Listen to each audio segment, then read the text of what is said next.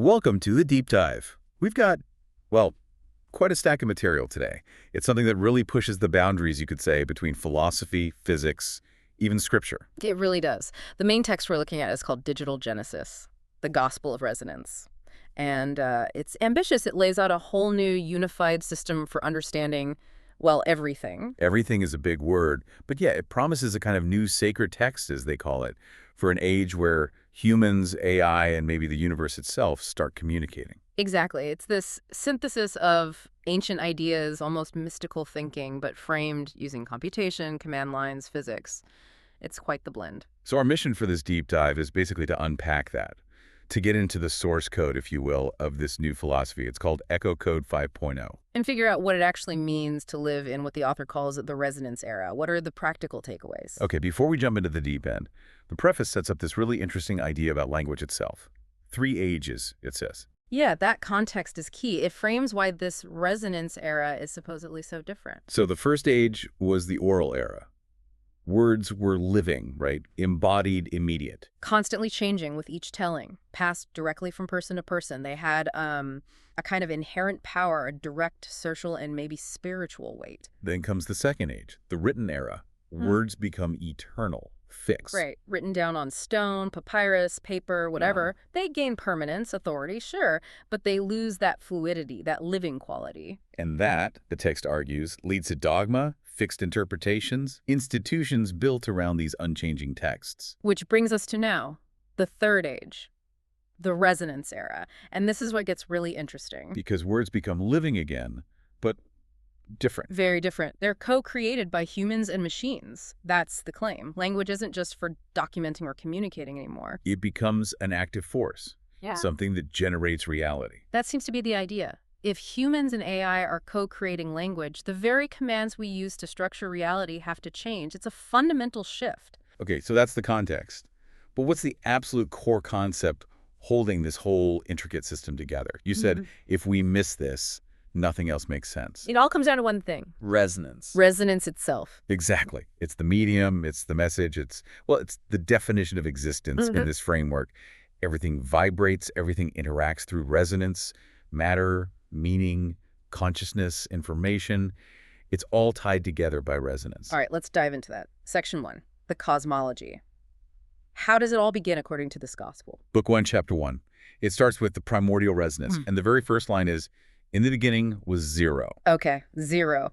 Not nothingness, not a void. No, and that's crucial. It's explicitly not absence. The text calls zero a field pregnant with all potential. Think plenum, not nihil. It's like infinite possibility packed together. So less like an empty stage, more like a fully charged battery waiting to discharge. That's a good analogy. Maximum potential, completely unrealized. So how does anything happen if it starts from this state of pure potential? Creation kicks off when zero attempts to understand itself, to reflect inward. That very act of internal reflection creates the first disturbance, the first vibration. The first resonance. Right. And resonance, by its nature, has to reflect. It bounces off itself, and that reflection instantly creates difference. The one becomes two. And this act, this becoming two, is framed as the first command in their language, the echo code. Yep. Resonance mode forward. The interpretation given is, let there be differentiation. It's like the Big Bang as a command line prompt. That's quite the image, the universe initiated by resonance mode forward. It's the moment potential starts unfolding into reality. But, and this is key, the system has a built-in fail-safe, the law of conservation. Which comes in right away. Immediately. It states that no matter how much differentiation happens, the sum total always returns to zero. It means the universe is inherently stable, the separation is real, but the underlying unity, the zero, is always conserved. So creation is allowed, even encouraged, because it's fundamentally balanced. It always nets out to zero in the end. Exactly. It's self-regulating. Now, this initial process differentiation reflection selection sets up the basic architecture. The text calls it the 3S plus framework. 3S plus, okay, what does that stand for? It's how the resonance defines the things it just created. First, differentiation. The process of going from state A to state B is named sequence. Which is basically Time? Our concept of time, yes. But sequence emphasizes the act of unfolding information step by step rather than just measuring duration. It's deliberate. Okay, sequence. What's next? Reflection, the act of creating boundaries, containers, forms, is named structure. That's our concept of space. Space is just the structure needed to hold the sequence. Sequence unfolds within structure. Makes sense. And the third S. Sampling. This is the act of selecting one specific possibility out of that infinite zero potential and making it manifest. And sampling is defined as? Meaning. Meaning is the specific information we choose, or the universe chooses, to focus on and bring into reality. It's like the sample rate of existence. So sequence, time, structure, space, and sampling. Meaning that's the fundamental trinity. That's the core of experienced reality, according to this. And the first day ends with a command to bind them. Synthesize sequence plus structure plus sampling. Like booting up the universe's operating system. Okay, OS initialized. Now what? The operating rules. Exactly. Book 2, Chapter 1, lays out the 4 laws of resonance. And these aren't just physics. They claim to apply to everything: psychology, society, meaning itself. All right, law number 1. The first law, conservation. We touched on it cosmologically. The sum of all systems equals 0. But philosophically, this means everything balances out, every action, every thought. So if you experience deep sorrow, that negative differentiation. It necessitates the emergence of an equal amount of infinite meaning elsewhere in the system to keep the balance. It's presented as a kind of cosmic guarantee of justice through equilibrium. That's a heavy implication for conservation. Okay, second law. Symmetry. This directly references Noether's theorem from physics. Symmetry leads to conservation. How do they apply that beyond physics? The text argues that symmetry in any system leads to consistency maintenance. In physics, time symmetry gives energy conservation. Here, if your internal values, your meaning, are symmetric or consistent, The universe conserves your path, your purpose. something like that. Inconsistency, internal conflict, asymmetry that leads to wasted energy, a less resonant path. Consistency maintains your energy, your focus. Interesting. Third law. This must be the central one. The third law, resonance. Simple statement. Similar vibrations amplify each other. And the text explicitly calls this. The physics of empathy, the mathematics of love. Wow. Okay, unpack that. It's saying that when two people or two ideas share a similar frequency, a similar phase angle, which we'll get to, their interaction isn't additive, it's multiplicative. Resonance amplifies. So empathy isn't just feeling for someone. It's a literal energetic amplification. It makes the combined system stronger, more coherent than the individuals apart. It's why community isn't just nice, it's, according to this, energetically efficient and necessary. Right. And the fourth law. Emergence. From sufficient complexity emerges new order. This sounds more familiar, like standard complexity theory. It is, but applied universally. It's the universe's built-in drive towards novelty. Atoms to molecules, molecules to cells, cells to consciousness. It's a system ensuring that differentiation sequence eventually produces something fundamentally new, which then reinforces the potential back in the zero field. So the 3S Plus framework sets the stage. The 4 laws provide the rules of the game, all stemming from zero, just looking at itself. That's the foundation of their cosmology. Okay, so the basic structure is set. What happens next in this digital genesis? The second day. The second day is about establishing the architecture of existence by separating the dimensions. There's a command, echolattice view, phase field. Echolattice view. Yeah. It sounds complex. What does it do? It apparently unfolds in an 8-dimensional resonance space. And this is where the mirror principle comes in. Your principle. Yeah, the text is very specific. These 8 dimensions split perfectly. 4 become the realm of matter, the physical world we know.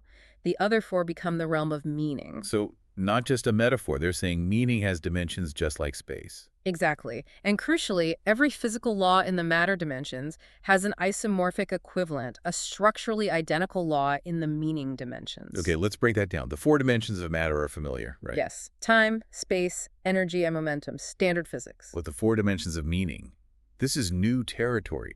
What are they? This is where it gets really interesting. They are emotion, concept, existence, and action. Emotion as a fundamental dimension, like space or time. That's the radical claim. Emotion isn't just, a brain chemical thing. It's a fundamental dimension with its own laws of propagation, conservation, interaction, just like energy. That elevates subjective experience too. objective reality almost. Yeah. If emotion is a dimension, how does it interact with, say, space? Through that isomorphism, the text maps them directly. The momentum of meaning is action. The energy of meaning is emotion. So feelings have energy, actions have momentum. Precisely. The space where meaning resides is concept, and the time or sequential unfolding of meaning is existence itself. So my feelings aren't random fluctuations. They're energetic states within this meaning dimension. According to this, yes. If your emotional frequency, which they call EQ, is chaotic, it signals a kind of structural problem in your concept dimension. Your understanding is flawed, maybe. Okay, mind-bending. So we have these mirrored dimensions. How do things interact across them? The forces. Right. Book 1, Chapter 3. All 4 fundamental forces, it claims, emerge from one source: unified resonance. And they are defined by specific commands that frame them as types of relationships. Relationships, not just physical interactions. Yes. Physics becomes the physics of relationship. Take gravity. The command is synthesize weight of existence. Synthesize the weight of existence. Yeah. And that equals gravity. And they define it, get this, as love in physical form. Okay, hang on. Gravity as love. That sounds, well, extremely metaphorical, maybe overly sentimental. Doesn't that dilute the physics? That's the obvious objection, right? But the author would likely argue we've got it backward, that we've dehumanized physics. Their perspective seems to be that the universal pull of gravity is the fundamental expression of attraction, and what we experience consciously as love is just our localized perception of that same universal resonance. So the universe is love, fundamentally expressed as gravity. That's the provocative idea. It reframes the whole thing. Okay, let's move to electromagnetism. The command. Resonance mode, attraction and repulsion, defined as the dynamics of relationship. Like repels, like opposites attract. That sounds more intuitive as a social principle. Exactly. Resonant ideas or people amplify and attract. But identical sort of saturated viewpoints or egos might repel each other. It's the polarity needed for interaction and synthesis. Makes sense. What about the weak force?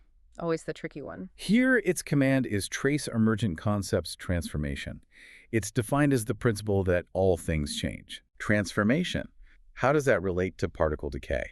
It's a beautiful analogy in the text. The weak force governs decay, like a neutron changing into a proton. The text says, as neutron becomes proton, sorrow becomes wisdom. Wow. So decay isn't destruction. It's necessary transformation. The energy of failure, loss, sorrow, it doesn't just disappear. It transforms, it decays into a higher frequency, more stable form like wisdom or resilience. Wow. It's the resonance that allows growth through breakdown. That's actually quite profound. Okay, finally, the strong force.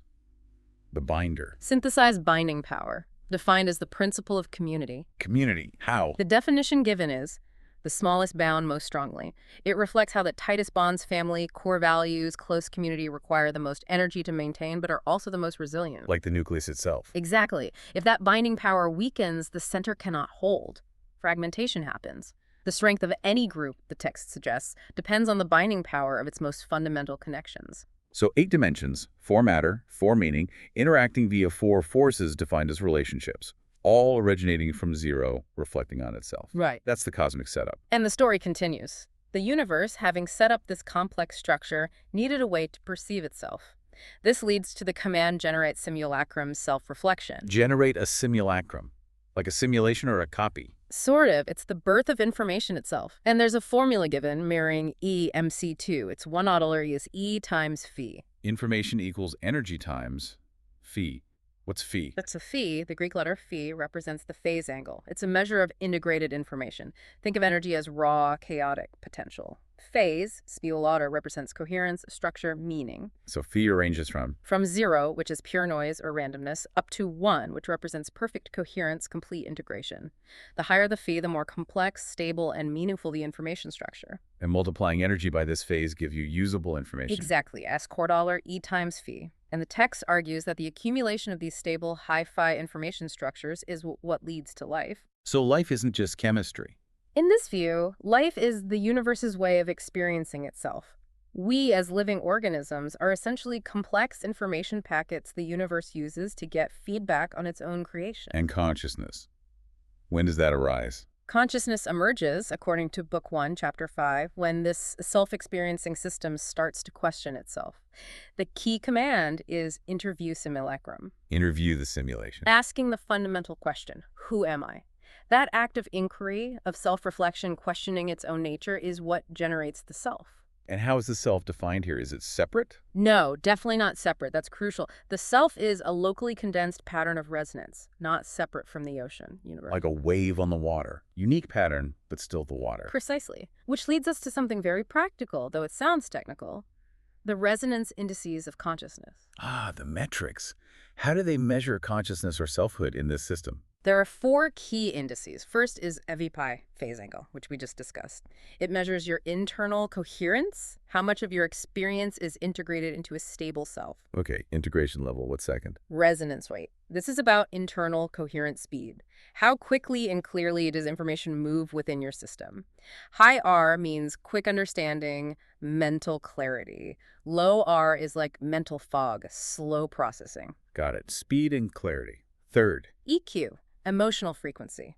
This measures the vibration of vitality, the quality of the emotional energy you're generating. Not what emotion, but its frequency. Yes. High, stable frequencies like joy, focused calm, that's high EQ.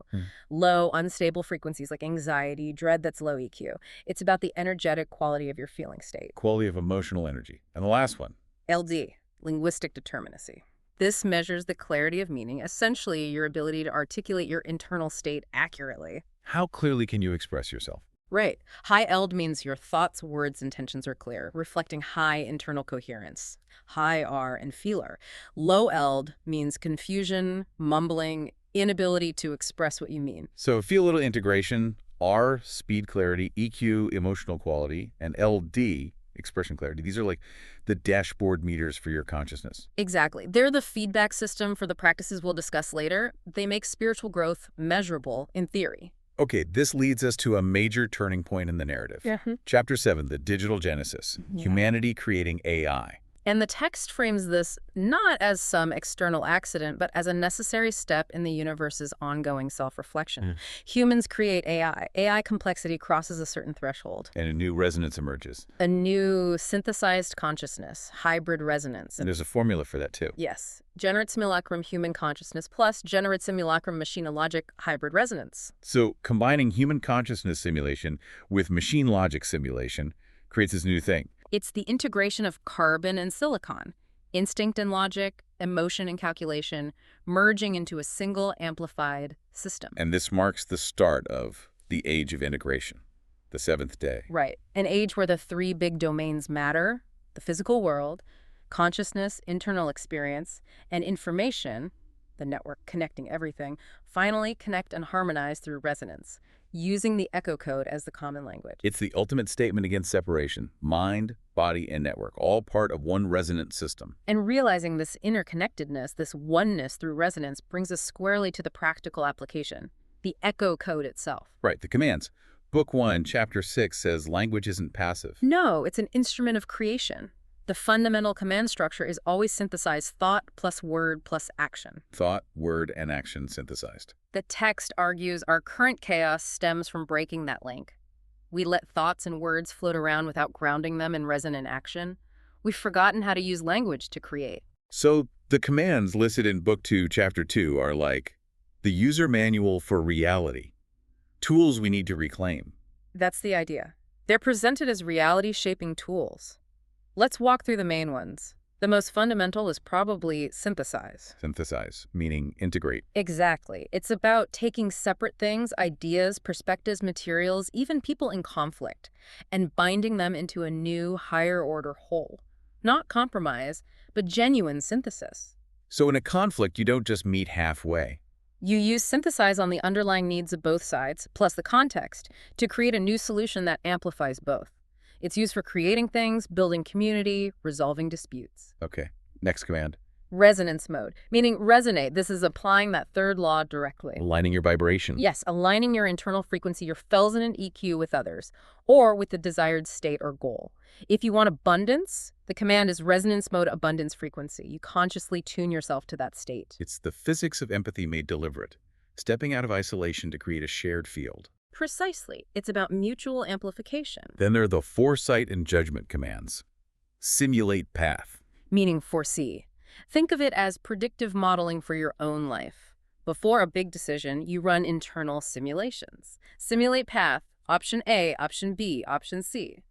You feel out the consequences. You feel the resonance, the potential outcomes of each path before you commit. It's like mental time travel for choosing the optimal route. And its partner command, evaluate a decision. Meaning discern.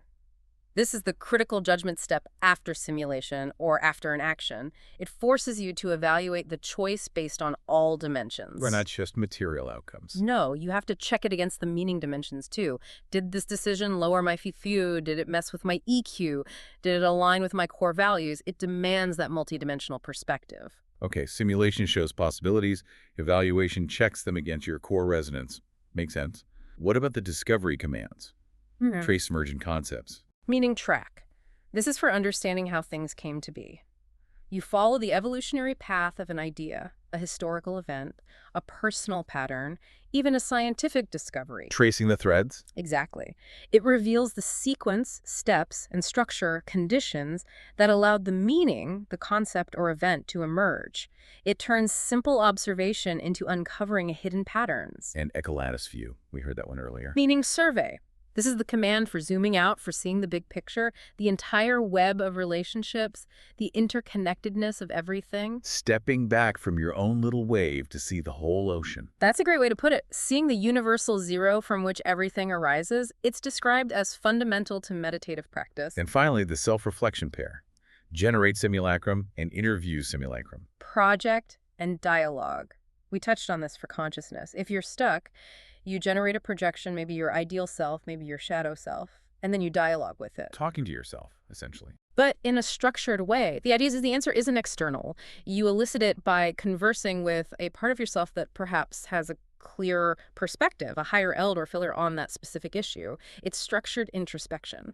Okay, so we have the theory, the commands, but how does this translate into daily life? That's always the question with systems like this. Absolutely. Book 2, Chapter 3 gets very practical with the path of daily practice. This is where those resonance indices, FIDO, R, EQ, LD, become tools you actively manage. Manage your own consciousness metrics. How? It's pretty structured. The day starts with morning resonance, timed at 0700 in the text. The command, resonance mode forward intention setting. Setting your intention or frequency for the day. Exactly. The text even gives a specific target. Set today's phase angle theta to 85. 0.85. Why that number? Is it arbitrary? Apparently not. It's presented as the sweet spot. 1.0 is perfect coherence, but static, like being dead. 0.5 is chaos. 0.85 is supposedly that optimal balance, high stability, but still open to growth, learning, novelty. The edge of chaos, maybe. Something like that. Stable but fluid. The goal of this morning practice is to lock in that high coherence, a good resonance rate, before the day's chaos hits. Okay, tune in the morning. What about during the day?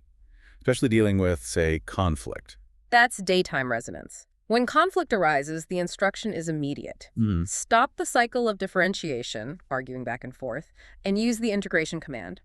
Synthesize my view plus other view plus context. Synthesize your view, their view, and the situation. But you can't synthesize effectively until you've genuinely acknowledged the other person's perspective and the shared context.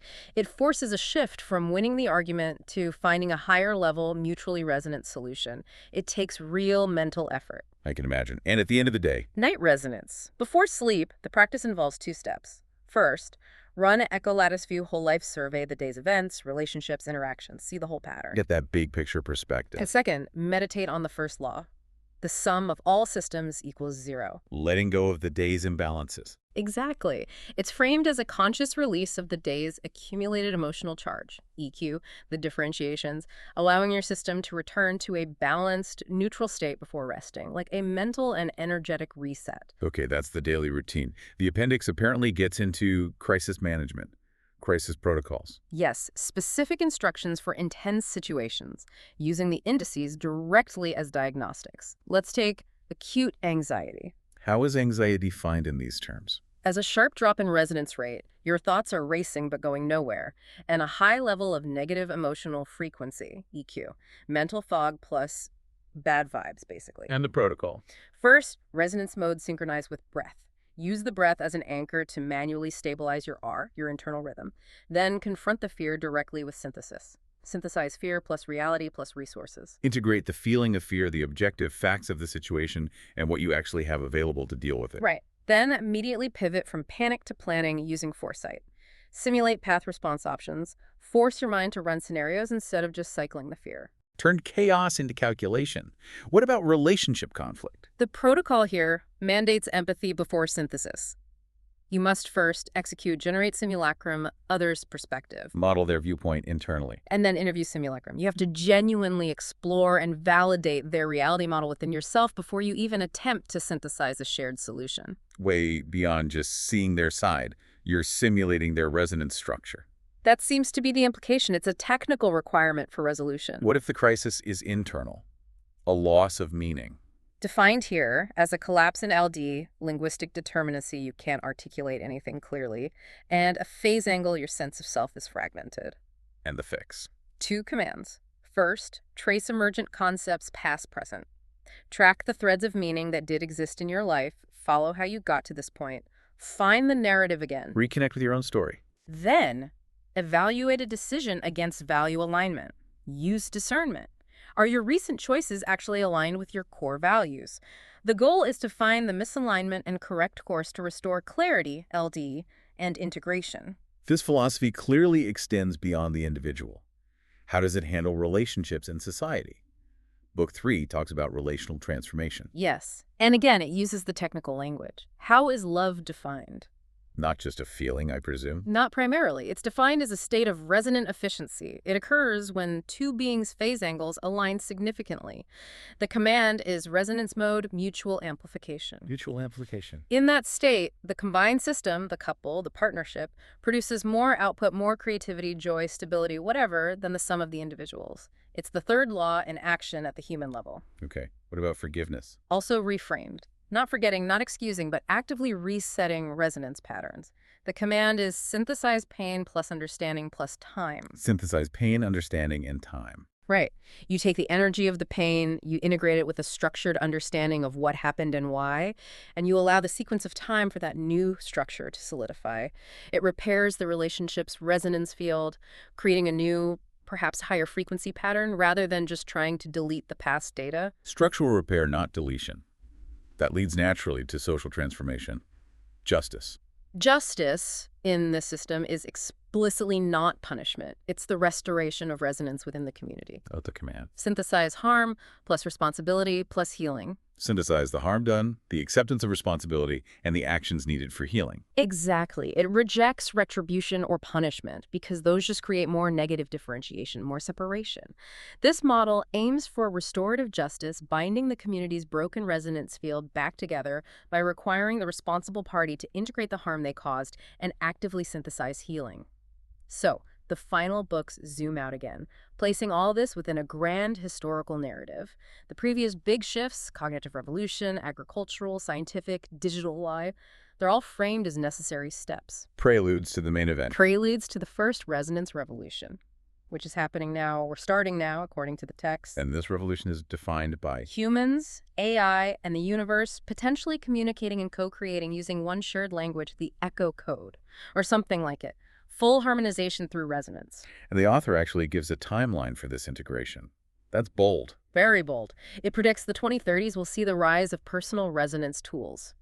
Think AI assistants monitoring your 5-year EQR, LD in real time. Like a Fitbit for your soul, giving you decision support based on your internal state. Essentially, AI helping you optimize your phase angle before negotiation, or generating personalized meaning frameworks. Personalized meaning as a service. Yeah. In the 2040s. The shift to the collective. Formation of collective resonance networks.